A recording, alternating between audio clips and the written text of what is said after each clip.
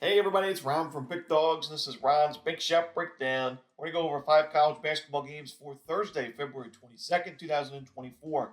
Now, if you like what you see, make sure to give this video a big thumbs up and subscribe to our channel. Don't forget to put your college basketball picks in the comment section below. And if you're looking for my best bets, including my college basketball bank shot best bet, you can find us at the premium picks tab at pickdawgz.com.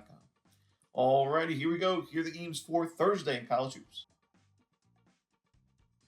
First up, we see SMU and FAU, Florida Atlantic. This one's going to be a 7 p.m. Eastern start time. It's going to be on ESPN2. And we were on FAU in its last game against South Florida. Got to give the Bulls credit for that W for South Florida. 90-86 the final score, but the final score really didn't tell the full story. South Florida was dominating that game for a majority. They were up by double digits, by 20 plus at one point. And FAU also got to give them credit for not giving up. It was actually an interesting game late. FAU won the final 10 minutes by 19 points, 43-24, and they made a pretty interesting game in the final minute of the contest, but couldn't get there, and South Florida prevailed. But this is now an important game for FAU, a team that not a lot of people thought could be on the bubble this year after making it so far in the NCAA tournament last year and being high in the rank, bringing back their entire team basically and being high in the rankings this year. But now that they've lost 2 of their last 4 games, they lost to UAB a couple games ago, and their record's 20-6, still a solid record, but for an AAC team, it gets a little bit dicey. This is an important game, and it's not a must-win, but it's certainly an important one. And SMU is a solid team. It'd be a nice win for the resume for FAU. SMU 19-7 overall. They're on a 6-game win streak right now. They're coming off a absolute beatdown of Memphis. It was a 106-79 final score. The thing is, though, SMU shot quality-wise, not the strongest team. I do expect some regression as we get near conference tournament play. SMU fundamentally struggles on the defensive glass. They're a great offensive rebounding team, but not the best defensive rebounding team. And FAU, I think, can take advantage of that. Also, SMU, very one-dimensional offensively. They don't get to the free throw line much. They do take quite a few tough shots. So while South Florida was making those tough shots against FAU, it's tough to expect that game after game because FAU's defense, while it's not amazing, it's still better than the current numbers, in my opinion. I think we're going to see the Owls improve there as the season continues. And we know the FAU offense is potent. It still scored 86 in the loss against South Florida. It's 13th in the country in adjusted offensive efficiency. I like Florida Atlantic in this game. I think that they bounce back here at home. A nice home court advantage. And like I said, a little bit of desperation here for the Owls. I'm going to go with Florida Atlantic and lay the points. Next up, we'll go to the WAC as Grand Canyon takes on Tarleton State. This one's going to be at 8 p.m. Eastern start time. It's going to be on ESPN+. Should be a great game between 2 of the better teams in this conference. You got Grand Canyon, 24-2 record this season. Their only losses, Seattle on the road and South Carolina, one of the better teams in the SEC, in a semi-home game. It was a 7-point loss in that one, but they've won every single true home game this year. And Tarleton, they're on a big win streak. They've won 6 straight games. They are 11-3 in conference play, 18-7 overall. But we saw Grand Canyon beat Tarleton State by a final score of 74-48 in the first matchup. And while the Texans are playing with revenge, I don't think it's going to matter in this one. Grand Canyon just dominated that first game, and there's nothing nothing from that first game that tells me this game should be any different. Grand Canyon was just dominant in the paint in that one. They only gave up 6 free throw attempts to Tarleton in that ball game, and that's where I think the big difference is in this one.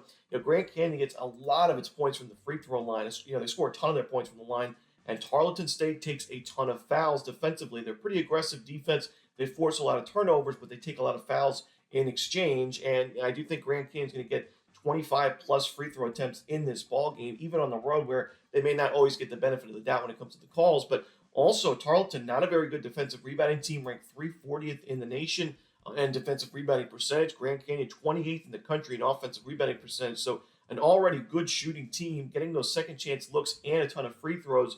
I just don't think Tarleton's defense can make enough stops in this game. And while Tarleton's offense is certainly improving, this was a team that was one of the worst three-point shooting teams in the country last year and to start this season, and now they're ranked 170th. So, nearing country average in three-point shooting. I don't think it's going to be enough. It's still a team that's ranked 242nd in effective field goal percentage. They take a lot of tough shots. They turn the ball over too much. They don't get to the free throw line much, so they're really relying on making those tough three-point jumpers. Like I said, they've made them more recently, but against Grand Canyon's defense, a solid defense all around, I don't think they're going to get the job done. So give me Grand Canyon in this one. I'm going to lay the points on the road. Next up, we'll go to the first of 3 Pac-12 games that we're going to talk about for the Thursday card. This one's going to be Oregon State and Cal. This is going to be 10 p.m. Eastern on the Pac-12 network. Cal doesn't get too many opportunities to be a big home favorite in conference play, but you got to mention, Cal was 0-3 to start conference play and 4-10 overall at the beginning of the season. And here they are now, 7-8 in conference play, right around 500, and they have a great opportunity to get back to 500 in this matchup. I think they do, and I think they cover the number as well. Shot quality-wise, I think Cal's been one of the more underrated teams in college basketball, and it's why they're starting to pick up the W's. Now they haven't pulled off too many big upset wins. They beat Colorado, Washington State, so a couple of nice wins, and of course their last game against Washington. But they're just taking care of business against the weaker teams. We saw them beat Arizona State not too long ago by 15 points. They beat USC in overtime. I just think Cal's the better team here. Oregon State, they've lost 6 straight games.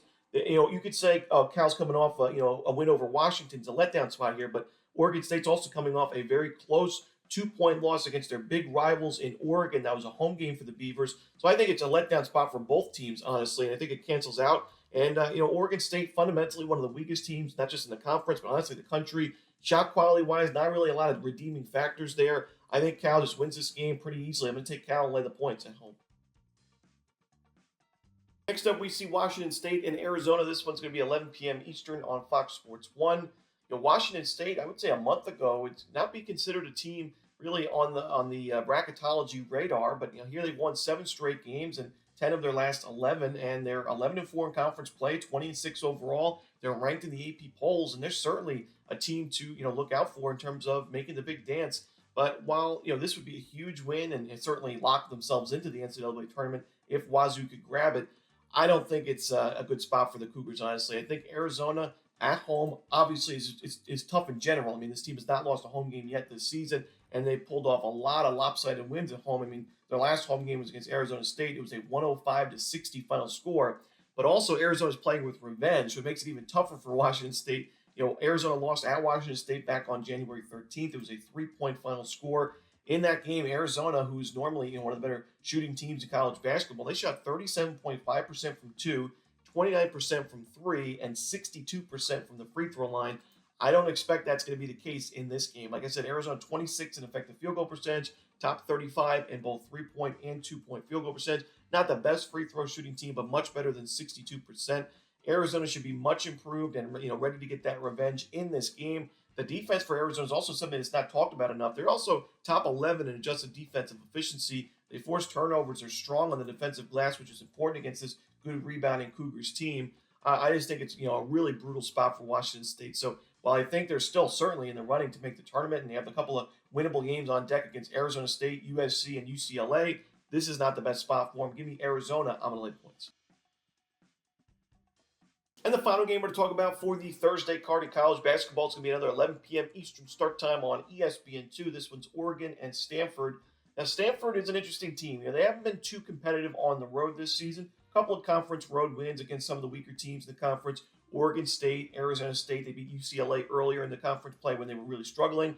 But at home, they've also pulled together some nice wins. They beat Arizona, of course, the big upset win by 18 points. They beat Utah. They beat Washington. So this has been a team to look out for when they're playing at home. And, Oregon, not necessarily a program that's known to be playing too well on the road. They've also had a nice couple of true road wins in conference play, but they're also not playing their best ball lately. I mean, we only saw them beat Oregon State by 2 points last time out. Yes, it's a rival, but Oregon State's the weakest team in this conference. You would expect more from the Ducks in that game. And before that, they lost to Washington State by 6 points at home. It's a winnable game there. When you're playing at home, you expect to win those games if you're Oregon, and couldn't get the job done. They lost to UCLA by 8 points a few games back as well. So I just don't love the way the Oregon Ducks are playing right now. Fundamentally, they're pretty solid, but nothing to write home about. And shot quality-wise, the same thing there. Stanford is such a really good three-point shooting team. They're top 10 in three-point shooting percentage at 38.8%. And that's worrisome for Oregon because this is a bad three-point defense. They're ranked 215th in the nation in three-point defense.